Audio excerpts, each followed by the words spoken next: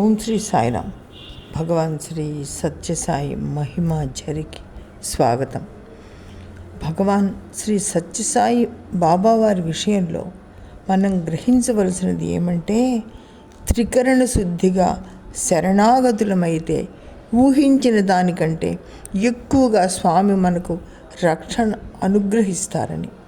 హైదరాబాదులోని accountant general ఆఫీసులో ఆడిటర్గా పనిచేసే వరదరాజన్ 1968లో మొదటిసారిగా ప్రశాంత నిలయంలో స్వామిని దర్శిస్తాడు. మొదటి దర్శనంలోనే స్వామి అతని వద్దకు వచ్చి, ప్రమోషన్ కోసం నీవు రాయబోయే పరీక్షలో విజయం సాధిస్తావు అని చెప్తారు. అప్పటికి 4 సార్లు పరీక్ష రాసి గట్టెక్కలేకపోతాడు. స్వామి ఏదో చెప్పారని అనుకుంటాడు.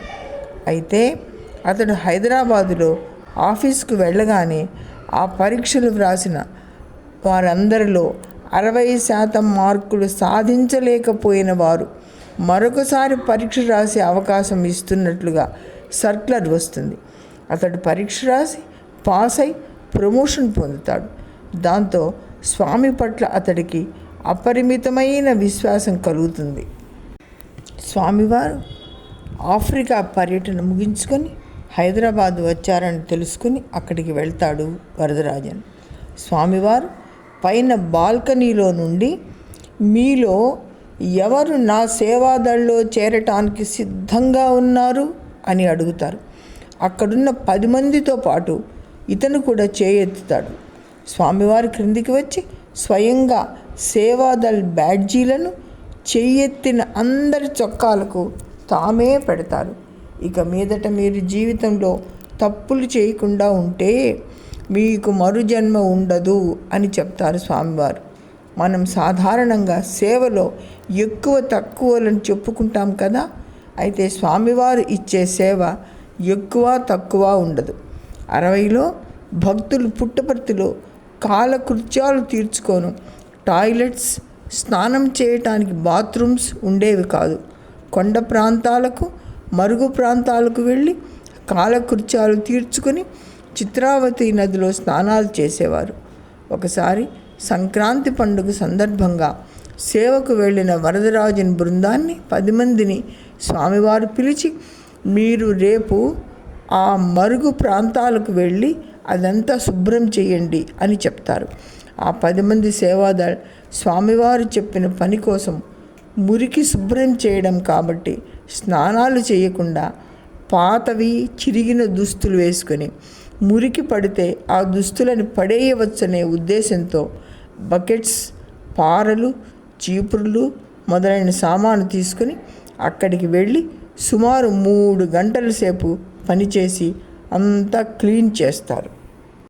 వారంతా సేవ ముగించుకొని తిరిగి వస్తూ ఉండగా స్వామివారు మేడ మీద నుంచి చూసి గబగబా క్రిందకు వచ్చి ప్రతి ఒక్కరిని ఎంతో ఆప్యాయంగా కౌగిలించుకుంటారు.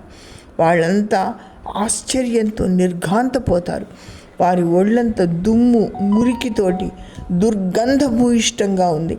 కానీ స్వామి అవేవీ పట్టించుకోకుండా వారిని కౌగిలించుకొని మృదువుగా, అయితే మీరంతా నేను ఇచ్చిన పని చాలా మురికి పని అని భావించి స్నానం చేయకుండా, మంచి బట్టలు వేసుకోకుండా సేవకు వెళ్ళారు కదూ అంటారు.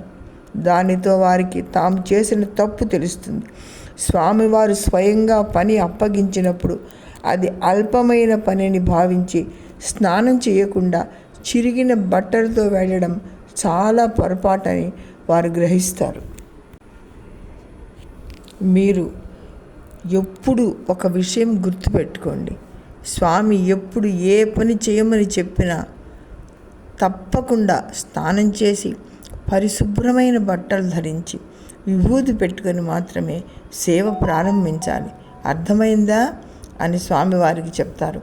అంటే స్వామి ఒక సేవ ఇచ్చారంటే దాని యొక్క ఫలితం ఎంత ఘనంగా ఉంటుందో స్వామివారికి తెలుసు, కానీ మనకు తెలియదు. సేవ వలన ఎలా సేవ అవుతారో కూడా మనం చెప్పుకుందాం.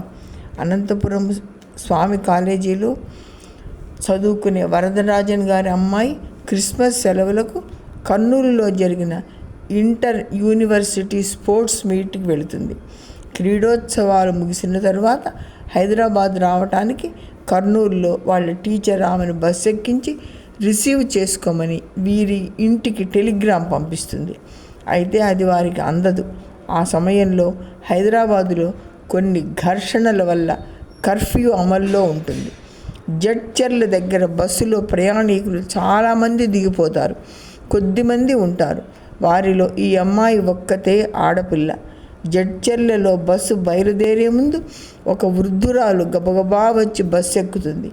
ఈ అమ్మాయి పక్కన కూర్చుని ఆవిడ హైదరాబాదులోని పరిస్థితి గురించి ఆ అమ్మాయికి వివరించి, కంగారు పడకు, నేను మీ ఇంట్లో దింపుతాను అని చెప్పి బస్సు దిగిన తర్వాత ఆమెను ఆమె ఇంట్లో దిగబెట్టి అర్ధరాత్రి కావటాన వారింట్లోనే నిద్రిస్తుంది. ఉదయం కర్ఫ్యూ సడలించిన తరువాత ఆమె వెళ్ళిపోతుంది. పరిస్థితులు చక్కబడ్డాక ఆమె ఇచ్చిన చిరునామా ప్రకారం ఆమెకు కృతజ్ఞతలు చెబుదామని వరదరాజన్ వెళ్తాడు. అయితే ఆ అడ్రస్లో ఎవ్వరూ ఉండరు. ఇటువంటి క్లిష్ట పరిస్థితుల్లో కర్ఫ్యూ సమయంలో రాత్రి వేళ అమ్మాయిని క్షేమంగా ఇంటికి చేర్చడం కోసం స్వామివారే ఆ వృద్ధ స్త్రీ మూర్తి రూపంలో వచ్చారని వారికి అర్థమై స్వామికి కృతజ్ఞతాంజలులు సమర్పించుకుంటారు. 2009లో వరదరాజన్కు వెన్నెముక డిస్క్ పక్కన తొలగి భయంకరమైన వెన్నుపూస నొప్పి వస్తుంది. మంచానికి పరిమితమైపోతాడు. భోజనం కూడా పడుకునే తినేవాడు. వరదరాజన్ భార్య స్వామికి విన్నవించుకొని వెళుతుంది. 2009 మే 29వ తేదీన దర్శన సమయంలో స్వామివారు ఆడవారు కూర్చున్న వైపు నుంచి వెళుతూ తటుక్కున వెనక్కు తిరిగి వరదరాజన్ భార్యను ఏమిటి విషయం అని అడుగుతారు. తన భర్త మంచాన పడ్డ విషయం ఆమె విన్నవించుకోగా స్వామి ఒకవైపు స్వామి బొమ్మ, మరొక వైపు ఓంకారము ఉన్న లాకెట్తో ఉన్న గొలుసు సృష్టించి ఆమె చేతికిస్తారు. అది వరదరాజన్ గేమో అని ఆమె చేతిలో పెట్టుకోగా స్వామివారు కాదు కాదు నువ్వే వేసుకో అని ఆమె వేసుకునే వరకు అక్కడ నిలిచి ఆశీర్వదించి వెళ్తారు. ఆమె ఇంటికి వచ్చేసరికి వరదరాజన్ పడక కుర్చీలో కూర్చొని ఉంటాడు. ఎలా వచ్చారండి ఇక్కడికి అని ఆశ్చర్యంగా అడుగుతుంది ఆమె. అప్పుడు వారికి అర్థమైన విషయం ఏంటంటే, స్వామి ఏ సమయంలో అయితే అతని భార్యకు లాకెట్తో ఉన్న గొలుసు ఇచ్చి వేసుకోమన్నారో ఆ సమయంలో నుంచే అతనికి స్వస్థత చేకూరుతుంది. గొలుసు ఒకరికి, స్వస్థత మరొకరికి. స్వామివారు తలుచుకుంటే జరగనిదే ఉండదు కదా. జై సాయిరాం.